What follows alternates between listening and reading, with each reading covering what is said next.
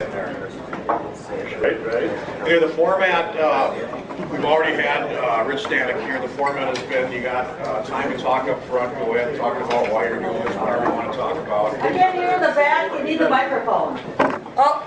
Do I have one here? Over there. Oh. I don't know, I got a pretty good voice. Yeah. You're okay. We can relate to that. Can we get some dues off the hecklers in the back, please? You can try You don't this need too. that. Probably don't need it. Anyway, I'm just going to go ahead and turn it over to him. Get that guy out of here. And you'll get some questions in too, so go ahead. All right, great. I say get on the ground enough to really, practice. Well, thank you guys very much for having me this evening. I know it's been a long, hot summer, and you guys have been working hard all day, and to listen to a guy come in and talk to you sometimes probably gets old. You're going to notice right away that I'm not a politician, guys. I did put on a fresh shirt and a tie tonight because I want to make sure I make a good first impression. But the bottom line is I've been in law enforcement for over 21 years with Minneapolis. I've worked almost every single precinct and most of the investigative units. Did SWAT thing. Biggest thing I liked the most was mounted patrol. So you've probably seen me up and down Hinton Avenue on the big black horse with the white star named Duke. We had a deal. He carried me half the shift and I carried him the other half the shift. So we got through about 10 summers before they retired, then I left the unit. Currently the Deputy Chief of Patrol for the Minneapolis Police Department, which simply means that I have oversight of all 5 precincts in our Special Operations Division. So I got a lot of hands-on experience with a lot of the things that you guys are dealing with every single day. I'm going to put right out front that my instincts on why I'm running were absolutely right in this particular instance because morale is low. I feel it. And who wants to come to work every day if the conditions aren't the way it should be? What if you're not getting the time off to watch your kids play softball, which I heard in several different instances? Your schedules are all over the place. You have no predictability. That, in my mind, tells me that there's some absentee leadership going on and everything's just kind of flowing the way it should. Now, you guys are the subject matter experts in what you do, okay? And where I take a lot of my models of leadership from is I've also been in the Minnesota National Guard for 25 years. I currently hold the rank of colonel, and I've been deployed twice. The last one in Iraq with the Cav Squadron out of Duluth as its commander. So I understand what it feels like to be out on an island, doing the best you can, and then you still have some individuals that may or may not want to take your best interest at heart. That's why I'm running. A lot of the questions have been as well, you came out late.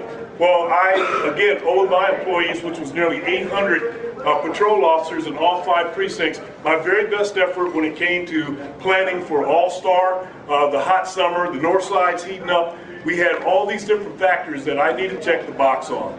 Then I went off to a military school, which you'd never heard of it. It's the United States Army War College, and it's a pretty good honor when somebody taps you on the shoulder and says, go do this. And once you announce, it's on. And I'm finding that out right now. It's 12, 16-hour days. This is the largest county in the state, as you know, because you have to patrol it. And I'm from one end of it to the other, all day long, just making sure that people know the plight that you have. Because frankly, what the people are telling me is you guys love it. And you tell me if I'm wrong. But what the general public is saying is that everything's great, no problems within the department, and everything's hunky-dory with the status quo as it stands right now. Well, that kind of got shattered 10 days ago when the Sheriff's Deputy Association stepped up to the tune of 87.5% of the 200 folks who voted said, no, we want to change. And that's not always, I don't have an ego where I says, oh, that's because that Frizell is the greatest thing since sliced bread. That's not the case. That was the simple fact of either no confidence in the leadership as it stands, or they want to change. And again, I heard the stories of schedules getting changed, or I've experienced the long waits out here outside of the jails where you're going, hey, what's going on in there? What's happening? And then we take the baddest of the bad off the street and we turn them over to you guys.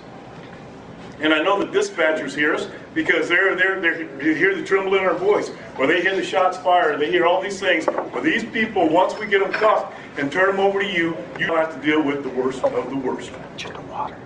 That can't be easy. So, what's one of the first things I do?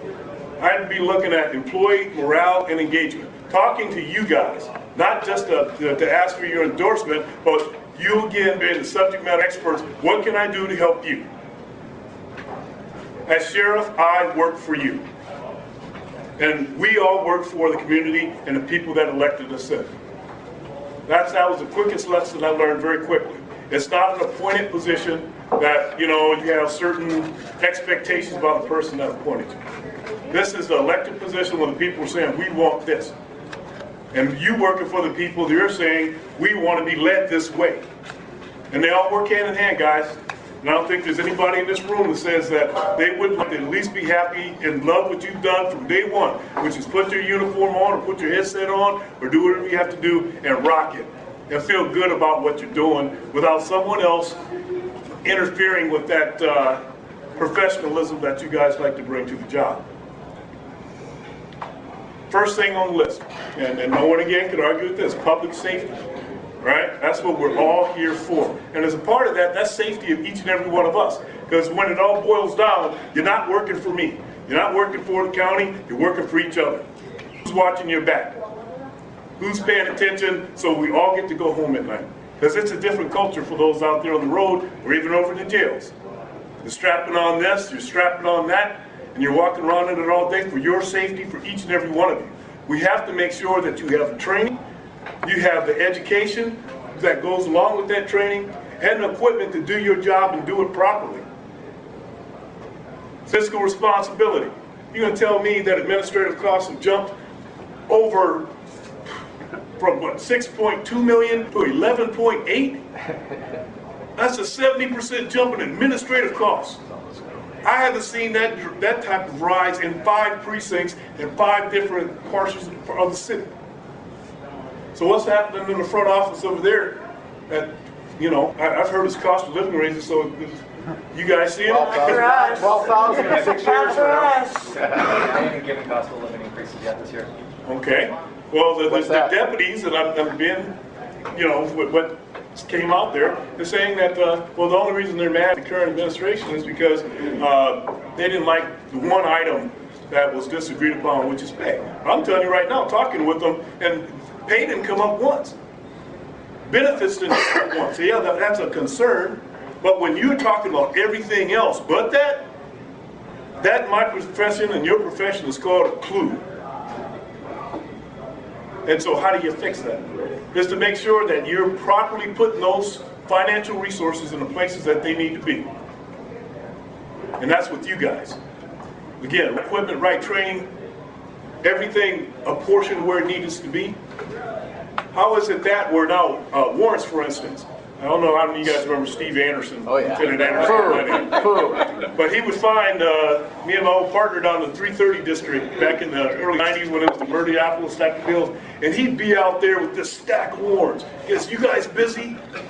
Hey, let's go. We can wake up some bad guys in the middle of the morning. Hey, that was, look at that. Steve Anderson has said. But I'm hearing right now that that's no longer occurring. Onesies, twosies, because everybody's been, decentralized and moved out and all these different things. But one thing I can tell you about my experience in law enforcement, everybody finds their niche. Whatever it may be. It might be horses, it might be detective work, it might be forensics, it might be on the water, wherever. But that's up to you to decide. That's what makes this a great career. But if that's no longer an option and you just got a place where you place and you're going to do what you want to do, I don't see that as being beneficial to anybody. So third thing is we want to look at hiring and how that looks for you guys. The understanding is a lot of licensed officers are working in the jail. Okay? So is that a necessity? I don't know. Nope. Should they be out on the street doing what they do? And then maybe use detention depth for those that love it, make sure that they have a fruitful career, they'll move up the ranks, if they choose to do so. Or we bring in some young folks too to learn the law enforcement profession from the inside out. And I think that's about the best training ground you're going to get for dealing with people and dealing with those that have different ways of thinking, and we deal with them out on the street. But you got to always grow your organization. If you don't do that, then it becomes stagnant. And then again, that goes right back to your morale. And a stagnant organization doesn't win championships, let alone a game. And we've all seen it. It takes a fresh turnover. It takes a new sheriff in town. Yes, sir. Well, in addressing morale, the other thing that we have, and I wasn't going to say it to the sheriff, but my biggest enemy really is administration. It's not the inmates. Inmate can punch me in the face and... Cameron's having a real hard time. Sorry, I'm kind of hoarse. I was saying the biggest enemy I have isn't the inmates, because they punch me in the face, a week later it's administration. Because the first thing when something serious happens, like a deputy inmate fight, they don't come and ask, "Are you okay?" They come and they want to know what happened and why it happened. And why what'd you do to start this? I mean, that's going to be a big culture change. How are you going to address that? Well, again, back to the future is what I like to say. And that's where everybody's so paranoid about a doggone lawsuit these days that they forgot about what you're doing and how you're doing it. And what I've always banked on being able to defend that is because should be able to come to you and show that you had all the proper training, equipment, you did everything the way you were taught to do it, and you made it out of that situation with maybe just a bruise. But not immediately take the position of, what did you do wrong, because that's going to cause a lawsuit. Hey, if you're afraid of a lawsuit, you're in the wrong job. That's a fact, because this job is based on discretion. And it be it the dark alleys or a hallway where a guy or a gal decides they're going to engage you, you got to have the flexibility and discretion to engage that person. But at the same time, you have to help me, or the supervisors help me, defend you with the proper reports. Not what did I do wrong or this, but this individual came at me this way. Veins protruding from the forehead, slobbering all over the place, attacking. Those things are easy to define in a report. That goes to training, how to write a proper use of force report that protects you and it staves off the liability of the organization. Simple. But if the first thing is to blame the person that had to defend themselves, I don't know. So, that's probably the best answer I could give in that regards. Yes, ma'am. Hi, my name's Mary Jo, and I work in communications. So there's not much room for growth in our division because of placement. They will always keep captain, lieutenant, and at least 2 positions for sworn deputies. So our growth is pretty stagnant. There's no room for promotion. Would you be open to making it more civilian division? Well, not knowing exactly your current configuration other than what you just gave me, everything could be looked at. I mean, that's the beauty of being in a higher position. You have the ability to listen to you folks and say, does this make sense? Yeah, I mean, it was, our former speaker had said 8 years ago that we would become more civilian, and it never happened. So it is kind of tough for those that are senior or those that are younger that want to build a career and they want to stay in communications, and there's nowhere to go. Well, what happened during that transitional period that it didn't occur? We don't know. We asked, there were promises made, and they were going to do a first civilian lieutenant, and it never fruition. Okay. Well, that's something definitely to put on the table and find out why. There's always a why out there somewhere, and if that why isn't acceptable... Well, I can give a guess. He Okay. wanted his numbers for sworn guys, and it's a perfect place to put them. To keep them, to move them around, to keep them viable where needed, and a position for them and room for them. Well, if it doesn't make sense, then we all need to look at it. Yes, sir. Hi, my name is Wade Laszlo. I've been with the Sheriff's Office for 24 years this month. A lot of us been here 20 plus years. We're longtime employees, we're detention deputies. The change that we've seen, we started under Sheriff Omart. The change we've seen was we went from the jail being a civilian detention deputy division to now being the largest licensed division in the jail. We went from only 39 licensed in the jail to something like 93 in the jail with the decrease in detention staff. Now, Sheriff Stanek claims to be a Republican. He's spending $972,000 a year more to have identical staffing in the jail. We do the same job. We train the licensed guys, and what turns into the, pardon my French, the bitch for the licensed guys is they don't want to be in the jail. from Omat all the way through McGowan, if a guy got licensed, he started in jail, he did 1 year in the jail, maybe 2, and then they were out, okay? Now what happens is they're stuck in the jail 5 or 6 years, they can't get out, they're frustrated. We're the largest jail in the state of Minnesota. We're the most dangerous jail. We had one deputy got her nose broke today, another deputy broke his arm, another nurse got in the first damn hour of the day. We're the only accredited jail in the state. We're the lowest paid in the metro area. Anybody here right now, I would be making $9 an hour more at Ramsey County if I was working there. $9. We had a person leave our jail. Our detention deputies start at $17.37. One of our clerks went to work for Brooklyn Park for their 10-person jail starting at $22.50 an hour. We can't hire good people. We can't retain good people. The detention deputies are treated like second-class citizens. We're being pushed down by the licensed guys who we train and we love. They're our brothers and our sisters. But they're frustrated because it takes them 6 years to get out of a job they don't want, and we're the lowest paid in our field. And that is, unfortunately, Mr. Frizell, if you are fortunate enough to get elected, what you're walking into. That's the heads up. I see it. I see it. Okay, here's the other thing. Most of us here are professional, and I'll use the term corrections officers, okay? We're being given colleagues who are licensed deputies who are not being hired by any other agency, and they're coming to us. They can't be street cops. You wouldn't hire them in Minneapolis. We're hiring them. About 3 years ago, they realized, well, maybe we need to train these guys as cops. For 3 months, they sent some out to patrol. The failure rate was so high, they stopped that program. So you have a whole bunch of people who are licensed, work in the Hennepin County Sheriff's Office, who you would not want next to you walking down 4th Avenue. You would not want them there. I'm a Hennepin County resident. I pay my taxes. Why am I paying for second-rate sworn officers who are hidden in the jail because they can't go out and work on the street, which is what a licensed peace officer is supposed to be able to do? Instead of taking people on and training them as cops and then putting them in the jail where we can train them to be jailers, they hire people as jailers. They pay them way more than they pay us. They're not up to being cops, and they're hidden there. And they hate the job. And they hate the job. Because they don't want to be in the jail. Where a lot of us are more than happy to work in the jail. It's our profession. Okay. Now, is there just a quick question now? Do you have a professional development portion of your Hennepin County Sheriff's Office? And what I mean by that? Yeah, we've got an employee development, which is focused on licensing. Okay, see, that should be across the board. Because we just started one over in Minneapolis a couple of years ago where we look at professional development and we're able to actually track what the supervisors are talking to the sworn officers, in this case, every month. Sitting down and going, hey, where you at? Where's your goals? What do you want to do?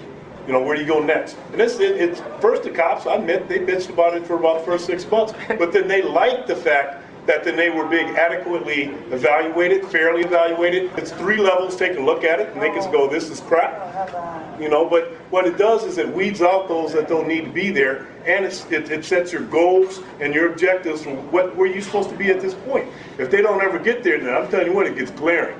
And we all know those folks that have been hiding in the back for years, and that's what they want to do it. Well, we start shining the light on those people and said, either you're going to step up to the plate or you're going to go sell shoes. If we're only detention deputies, I don't think they would do Well, And that's the problem. There's no such thing as only. Here's Yes, the sir. deal, I'll tell you, as someone who's been negotiating in Hennepin County since 1979, what I'm seeing is that they're not considering corrections and dispatch detectives to be career positions anymore. They've become like the big lighters of the field. Yeah. We'll use it, they're up and we'll throw them out. We don't seem to have the emphasis. And what you've got here in this room and a whole lot more out at the work sites, and the same thing with Minneapolis Dispatch and all the other places, are people that plan on putting in careers and do want to. They are vested in their community. They right to their heart, you know, is where this job goes for them. And what I think they need to see more than anything is be brought back to where they understand, well, yeah, you are in a career position. We do value that. Go ahead. That's beautifully said, by the way. Yeah, and coming back to where we were here is like, I've been with the Sheriff's Department for 17 years. I don't remember the last time I've had a review. So as I honestly don't. I don't remember the last time I've had a review. And as far as I know, I'm speaking for myself, but possibly everyone.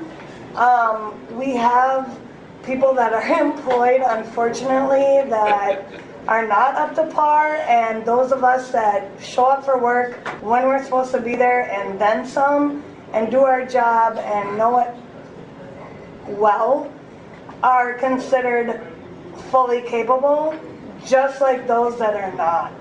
Because we have not had a review in so long. That is actually the official policy as set by lieutenants. There's no Nobody way to will get get above more a than 3. fully capable. Right. Doesn't matter what you do. No way. You will get fully capable. That is it. That's There are it. two marks above that. And that's a 3. And there's a possible 4 and a possible 5.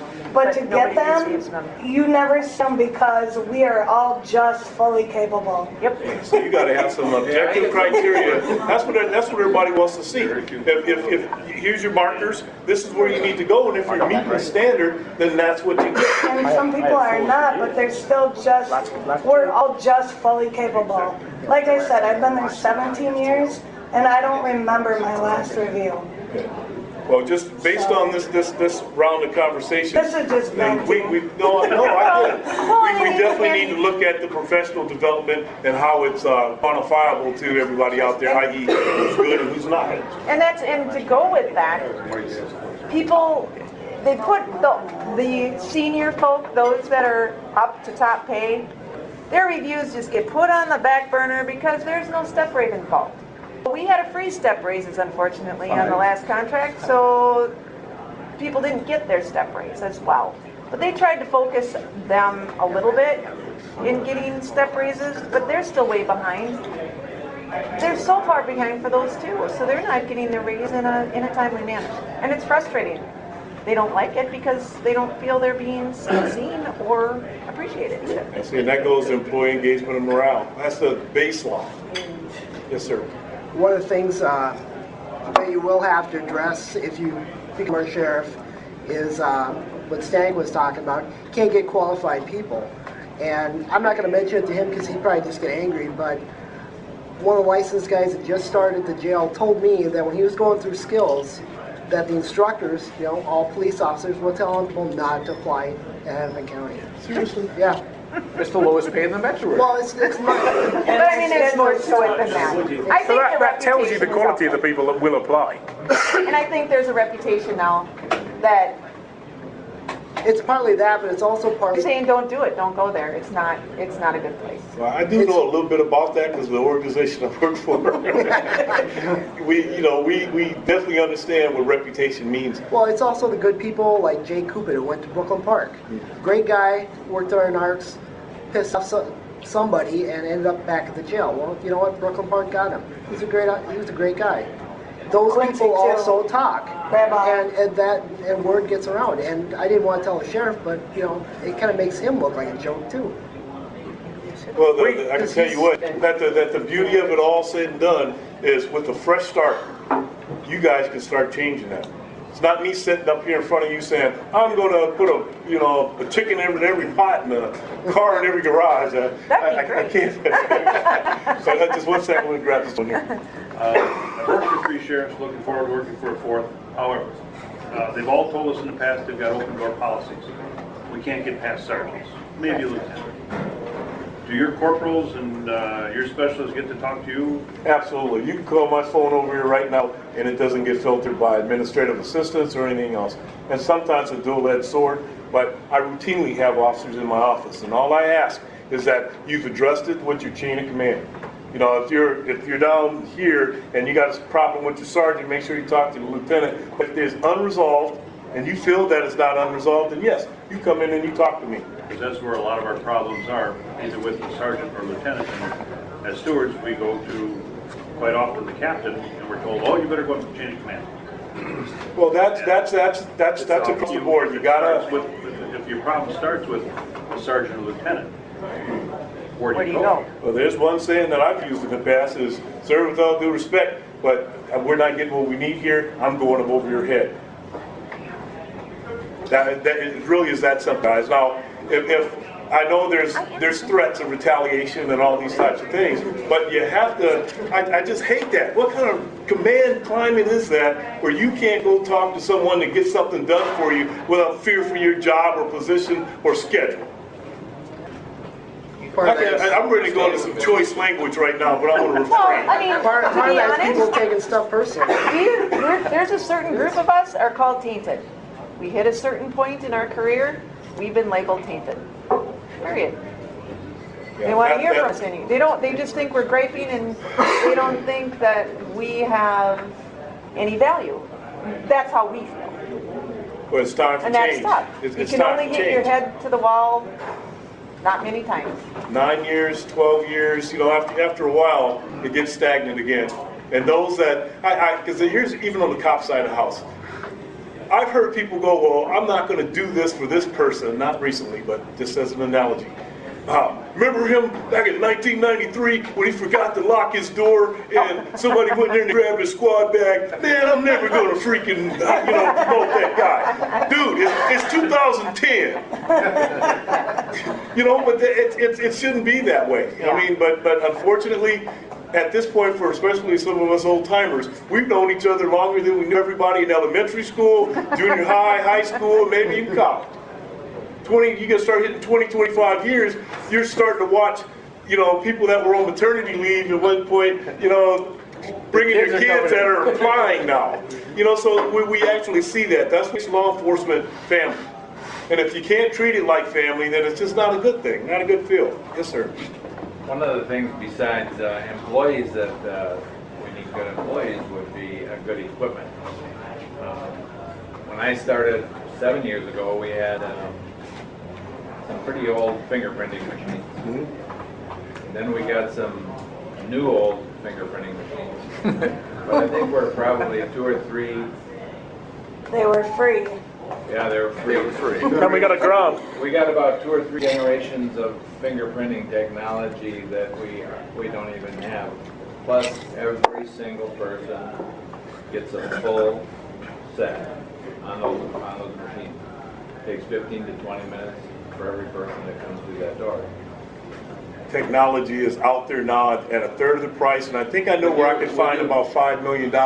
This is part of what's holding your Would offices you be up in the willing to garage. invest in some technology and the equipment for the jail? Absolutely, because that's all a part of fiscal responsibility is to make sure you upgrade, your organization. You got to keep track with that. I mean, I'm the blame.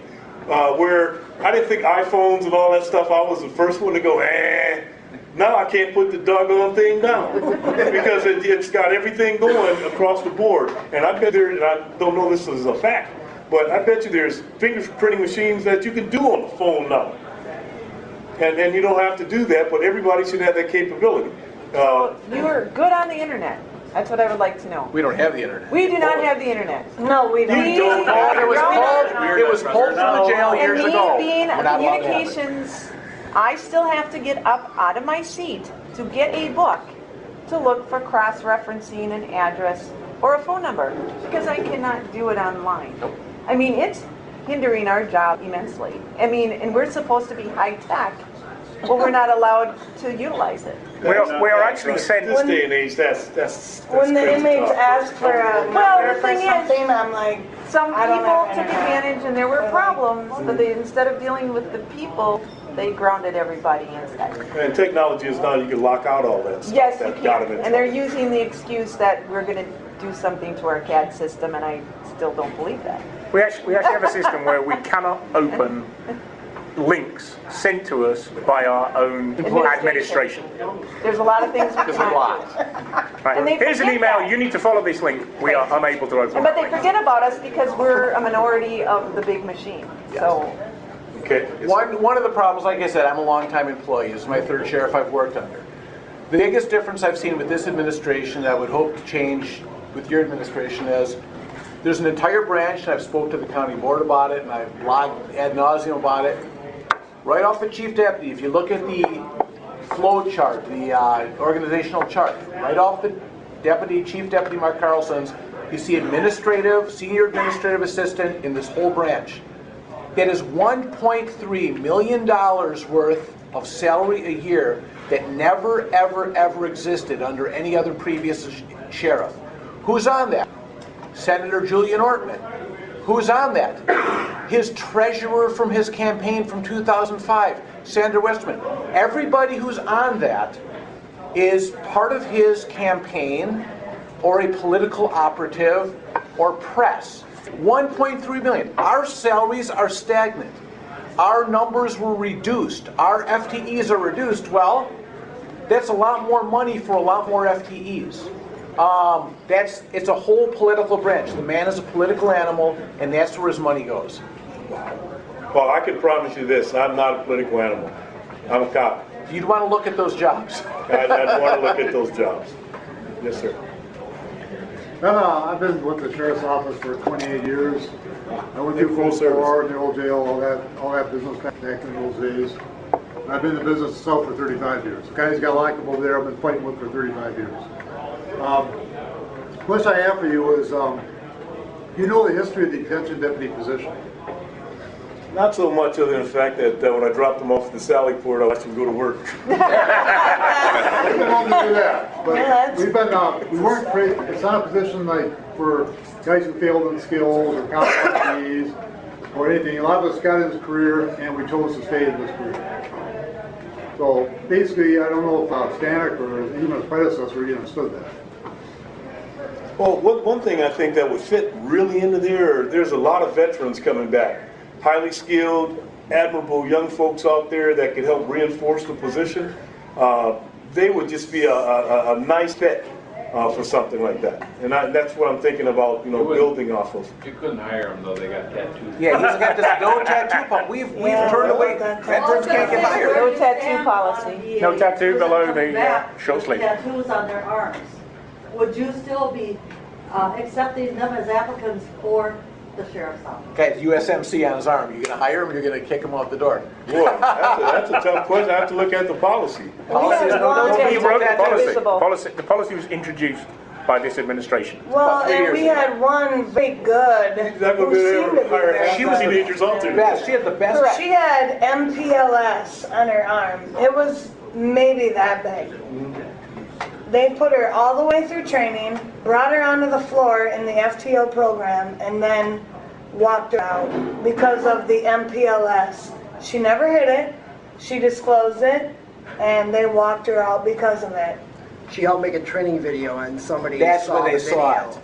it. And she was a decent candidate. She was the best of that class. She seemed to be working out very well. There's a lot, I mean, So- That's a generational It's a thing. generational thing. Thank you, and he doesn't understand there's a that. lot of. We're not talking about anything offensive, obviously. Yeah. Sorry, Life somebody's or- got a tribal There's so many. or a military tattoo or something like that. If it's 2 inches below that sleeve, you ain't getting hired.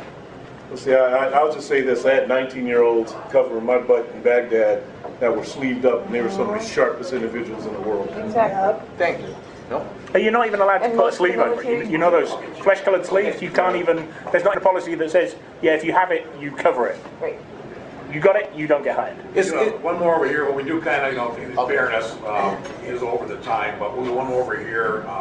Do the same question. Kind of wrap up. You got it? Yes. Okay. Also, for those of you from radio and that, tomorrow we have a meeting, starts at 5 o'clock in Golden Valley at the Red Lobster there, and he said he will come out there. Rich Stanek is going to come out and talk there too. So. And I've already got the word out, so it's out there. And we may very well have another one of these events before the election also. So. I'm just going to piggyback off of that. I'm not going to be in Washington 6 months out of the year. Thank you.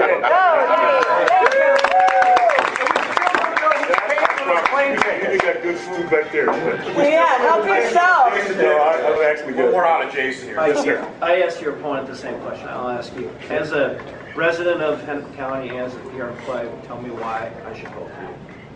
Well, first off, I think just listening to your coworkers for the last half hour showed that there's a disconnect between your current leadership.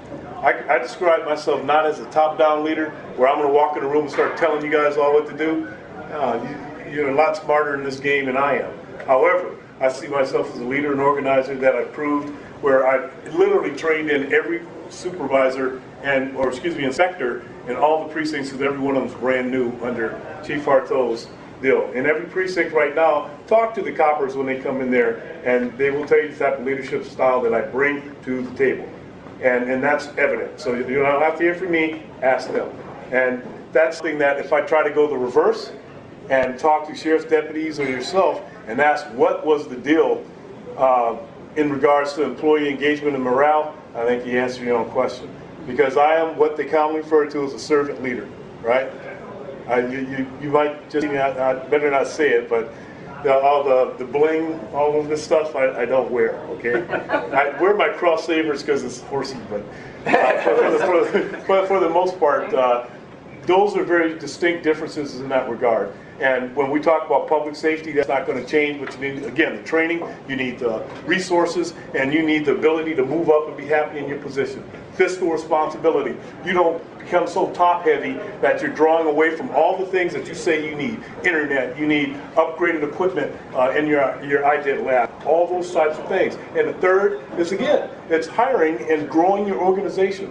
I know you guys are spring chickens like myself, but we got to make sure that we leave our legacies and use your experience to train all the new folks that are going to come in over the next 20 years, and I'm sure you're the same way. I've been to more retirement ceremonies in the last 6 months than I've been in the last 20 years. So the tide has started to change. So those are the 3 pillars that's what everybody wants. It's nothing fancy. I'm not going to sit up here and, and try to bamboozle you with a whole bunch of stuff. But the bottom line is that that's what you need. That's what you need. And as it changes, then we change with it, because flexibility and leadership makes that happen, because we live in a fluid environment, right? New trends, more people are coming in with heroin, and last 5 years it was crack. Now it's got all this other stuff going too. You need to have the ability to change with that. I'm going to help facilitate that change. And I guarantee you, if everybody decided they want to stay with the current administration, how many here believe that anything's going to change?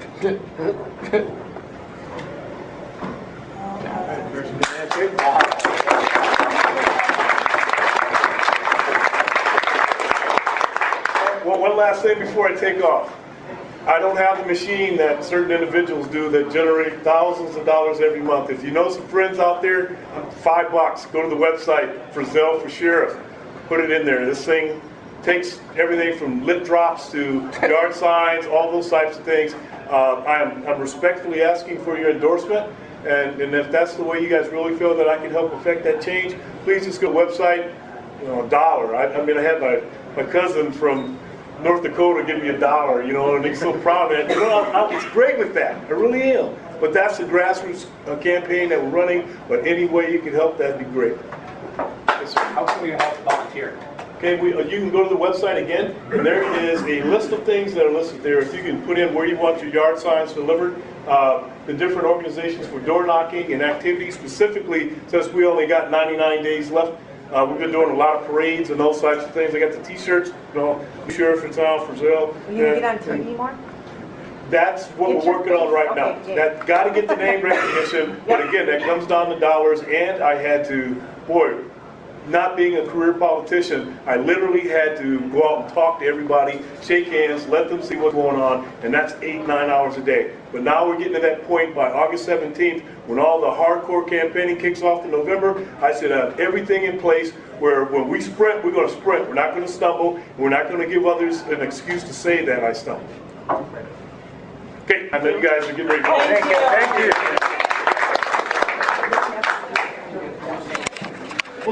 you.